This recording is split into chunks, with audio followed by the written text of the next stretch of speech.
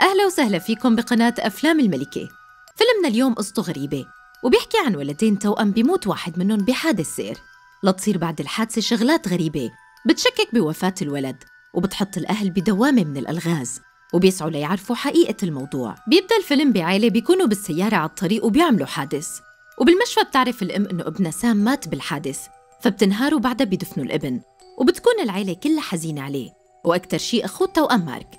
بعدين بيقرر الأب إنه ينتقلوا من البيت وبيروحوا على بيت ورثه من أبوه، ولما بيصلوا بينزلوا ليتفرجوا على البيت من برا، بس فجأة ما بيعودوا بيلاقوا مارك، وبتصير أمه تدور عليه لحد ما تلاقيه واقف ورا البيت، وبتكون خايفة عليه كتير. وبيفوتوا كلهم على البيت وبيختار مارك غرفته، وبالليل لما بتكون الأم عم تنيم مارك بيسألها عن أخوه سام، وبيكون محتفظ بلعبته. وبعدها بتروح الأم لعند زوجها هنري وبتقول له إنه مارك بده تاخد تاني بالغرفة جنبه مشان ما يحس بالوحدة، بس هنري بيعصب لأنه سبب انتقالهم لحتى يغيروا الوضع شوي ويقدروا ينسوا ابنهم سام. وبالليل لما بتكون الأم نايمة بتحلم بجنازة ابنها، ولما بيحطوا التابوت على الأرض بتحس إنه في شي غريب، ولما بيفتحوا التابوت بتلاقي ابنها مارك، فبتنهار وبعدها بتصحى وبتعرف إنه يلي شافته مجرد حلم.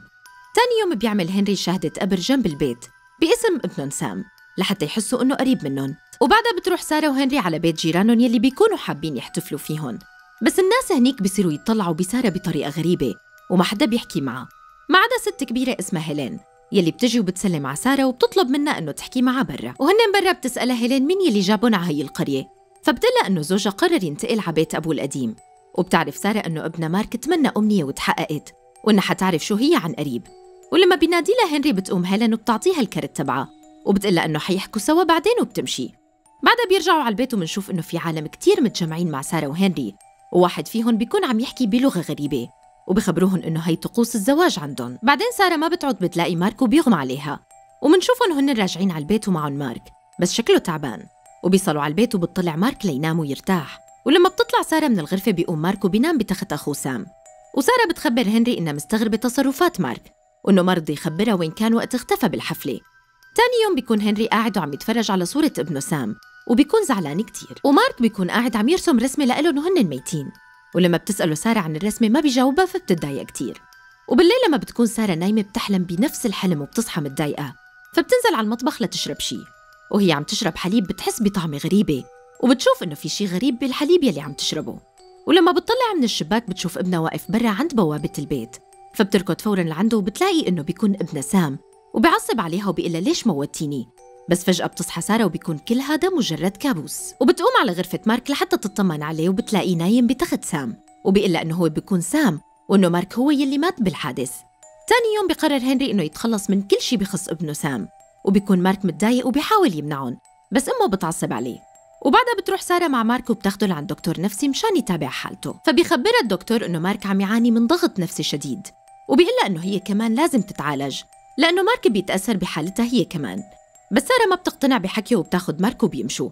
بعدها بتروح سارة على بيت هيلين وبتخبرها إنه هي القرية غريبة ومو مثل أي مكان راحت عليه، فبتقلها هيلين إنه يلي عم يظهر لابنها مو أخو سام وإنما كيان شيطاني هدفه ياخد ابنهم منهم. بس سارة ما بتقتنع بحكيه وبتتركها وبتمشي وبترجع على البيت.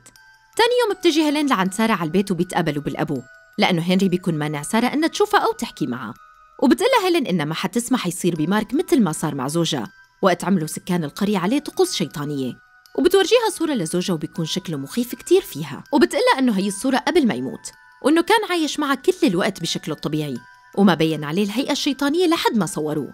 فبتروح سارة بتجيب الكاميرا تبعه وبتصير تحاول تصور مارك بس بيكون متضايق منها وبيتركها وبيرجع على غرفته. وبالليل بتشوف سارة لعبة سام مع مارك وبتلاحظ إنه إيديه موسخين وبيكون حفر القبر لياخدها، فبتاخدها وبتحرقها لتتخلص منها. بس وهي متسطحة بغرفتها بيجي لعندها مارك وبيطلب منها إنه تلحقه. بيروح بيشغل شمعة قدام المراية وبيخبرها إنه هلأ أخو سام موجود معهم وإنه فيها تحكي معه.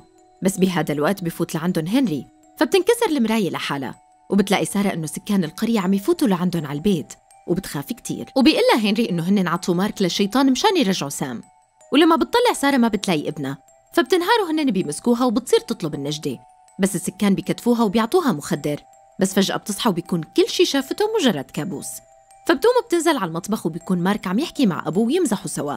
ولما بتطلع على الزبالة بتلاقي فيها قطع إزاز مكسرة وبتخاف يكون يلي شافته حقيقة. بعدين بتروح هي وزوجها على السوق، ولما بترجع بتشوف الصور يلي صورتهم لابنها وبتلاقي إنه ماله موجود بولا صورة، فبتاخدهم لتورجيهم لهيلين وتفهم شو يلي عم يصير.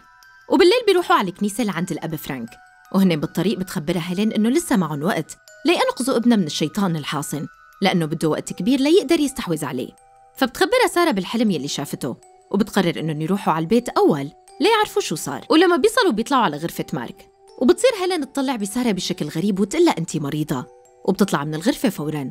وبالليل بتحلم سارة حلم غريب، وبتشوف سكان القرية متجمعين جنب البيت وعم يحطوا ابنها مارك بتابوت، وهي بتصير تصرخ وتطلب النجدة. بعدها بتجي هيلين وبتشربها من دم ابنها، بعدين بيرسموا لها على بطنها دائرة بالدم، ولما بيبلش بطنها يكبر بيرموها بالمي. بعدها بتصحى سارة على صوت ابنها، فبتقوم لتشوفه، وبيكون الباب مقفول، وبعدها بتقدر تفتحه وتطلع، وبتلاقي إنه في ناس من القرية عم يحكوا مع زوجها. فبتروح لتدور على ابنها فوراً، وبتلاقيه متسطح بالتابوت مثل ما شافته بالحلم. فبتاخده وبيقرروا يهربوا فوراً قبل ما يشوفون هنري، بس هو بيشوفهم من شباك المطبخ وبيلحقهم. ولما بتكون سارة عم تركض فجأة بتلاقي إنه مارك اختفى من قدامها، بس فجأة هنري بيقدر يصلى وبيهجم عليها وبيصير يخنقها، وبيقلها إنه هو ما عاد يقدر يكمل معها، فبتبعده عنه وبتصير تضربه بالحجر. وبعدها بيظهر ابن مارك قدامها وبتروح فوراً لتطمن عليه، بس بيقلها هنري إنه الولد يلي قدامها ماله حقيقي، وإنه هنن عندهم طفل واحد، وإنه يلي مات بالحادث ابنهم سام، وهي يلي كانت سايقة السيارة. وبصير مارك يقلها ما تصدق حكيه، وبيقلها هنري إنها دخلت بصدمة عصبية وضلت فترة كبيرة بالبيت، وإنها بيوم قررت تخترع توأم خيالي لابنها سام وسمته مارك لحتى يبقى معه وتقدر تتأقلم مع الوضع. ولما المدينة عرفت بهذا الشيء قالوا إنها مجنونة، والشرطة قرروا إنه يحجزوها بمصحة نفسية، ورجعت للصدمة يلي كانت فيها.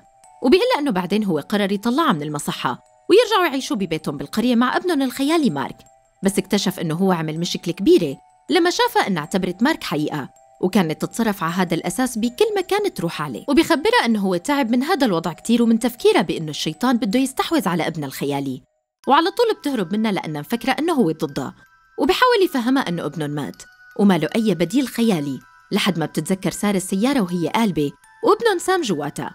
فبصير يقلها مارك إنه يهربوا منه وبيركضوا هن الاثنين لحد ما تصل على مصنع قمح، وبيكون هنري عم يركض وراها ليلحقها وينقذها. وهن جوا المصنع بتشوف سارة مارك واقف تحت، فبيفتح عليه هنري القمح ليأكد لها إنه ماله حقيقي، بس سارة بتدفشه فبيوقع هنري لتحت وبيموت. وبتركض سارة لتشوف ابنها وما بتلاقي حدا، وبتعرف إنه حكي زوجها مزبوط وإنها تسببت بموته. وبالأخير منشوفها واقفة جنب قبر سام وزوجها هنري، ولما بترجع بتركب بالسيارة بتشوف زوجها جنبها وولادها الاثنين التوأم قاعدين ورا، وبنعرف إنها لساتها عايشة بالخيال وعم تشوف هالشغلات لوحدها. ولهون بتخلص قصة الفيلم، وإذا عجبكن لا تنسوني من اللايك واشتركوا بالقناة وفعلوا زر الجرس ليصلكم كل جديد.